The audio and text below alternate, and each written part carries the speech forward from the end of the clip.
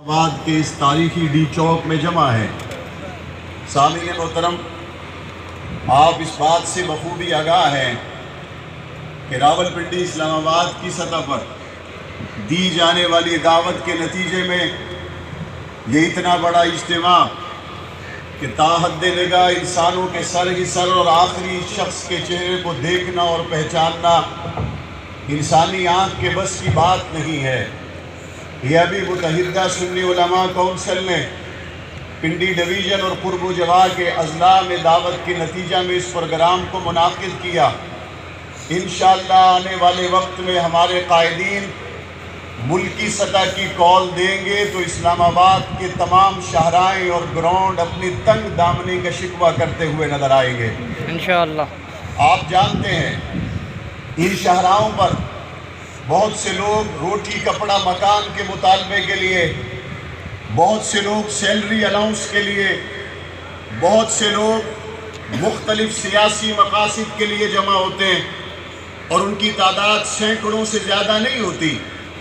آج یہ انسانی سروں کا سمندر اگر یہاں پر آیا ہے تو روٹی کپڑا مکان کے لیے نہیں، آج یہ یہاں پر اگر جمع ہوئے ہیں تو کسی سیاسی نعرے کے لیے نہیں، بلکہ ان کا بیک زبان صرف ایک مطالبہ ہے کہ صدیق اکبر کے گستاخ کے لیے سزائے موت کا قانون ہونا چاہیے۔ ان کا ایک ہی مطالبہ ہے، طیبہ طاہرہ حضرت عائشہ صدیقہ کے گستاخ کے لیے سزائے موت کا قانون ہونا چاہیے۔ ان کا ایک ہی مطالبہ ہے، نبی کریم صلی اللہ علیہ وسلم کی بیٹیوں زینب، رقیہ، ام کلثوم کے گستاخ ہوں یا حضور علیہ السلام کی ازواج حضور کے بنین و بنات کے گستاخ ہوں، ان کے لیے سزائے موت کا قانون ہونا چاہیے۔ جب ہم اپنے ملک کے اندر موجودہ قوانین پر نظر ڈالتے ہیں تو ہمیں نظر آتا ہے اگر کوئی صحابہ اکرام اہل بیت عظام کی گستاخی کرتا ہے تو اس کے اوپر 298 کی FIR درج کی جاتی ہے۔ 298 کیا ہے؟ 298 کا مطلب ہے یا تو صرف 3 سال تک اس کو سزا دی جائے گی یا پھر اس کو صرف جرمانہ کر کے عدالتیں رہا کر دیں گی۔ نتیجہ کیا نکلتا ہے؟ نتیجہ یہ نکلتا ہے کہ گستاخ آزاد گھومتے ہیں۔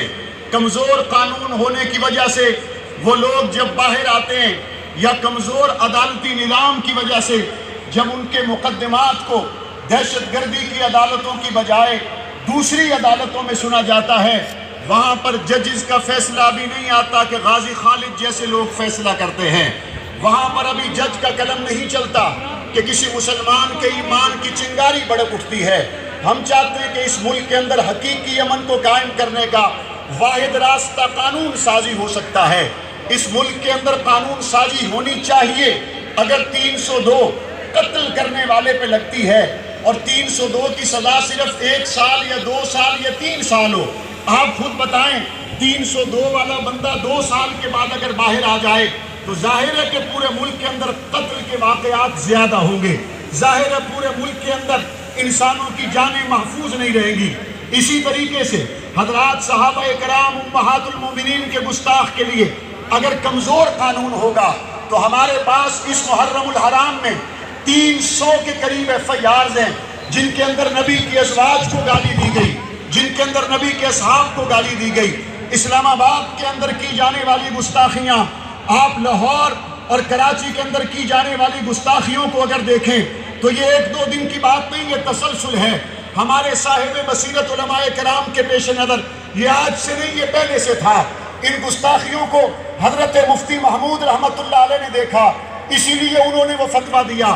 ہمارے اکابر کی بصیرت آج نہیں، ہمارے اکابر کے 40-50 سال پہلے فتوے اٹھا کے دیکھیں۔ اعلیٰ حضرت احمد رضا خان بریلوی ہوں یا حضرت مفتی محمود ہوں یا حضرت علامہ احسان الہی ظہیر شہید ہوں یا آج کے دور کے اندر ہمارے مشائخ علماء کرام ہوں، انہوں نے اپنی بصیرت کے ساتھ جن خطرات کو محسوس کیا، اسی کے تسلسل میں، اسی کے نتیجے میں ان لوگوں نے کبھی اسمبلی کے اندر تحفظ ناموس صحابہ بل پیش کیا، تحفظ ناموس اہل بیت بل پیش کیا، شریعت بل پیش کیا۔